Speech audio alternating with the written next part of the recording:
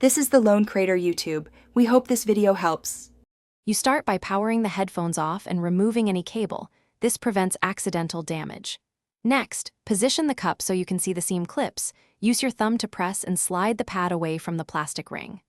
Once you have a corner free, continue around the cup, releasing clips incrementally rather than yanking. This method preserves the mounting ring and keeps wiring intact.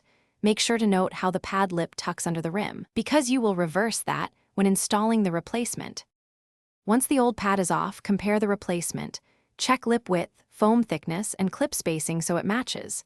You then stretch the pad lip slightly and align the notch at the top with the hinge on the headband. This ensures orientation and prevents misalignment. Next, press one side into the ring and then the opposite side, alternating as you go. This equal pressure seats clips evenly.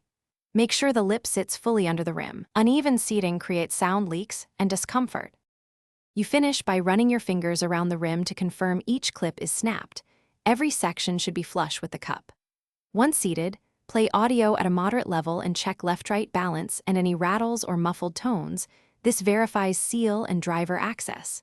If you notice gaps or noise, remove and reseat the pad focusing on that area, or carefully trim small amounts of excess foam. If problems persist, inspect the mounting ring for broken clips and replace it if necessary. Thanks for watching.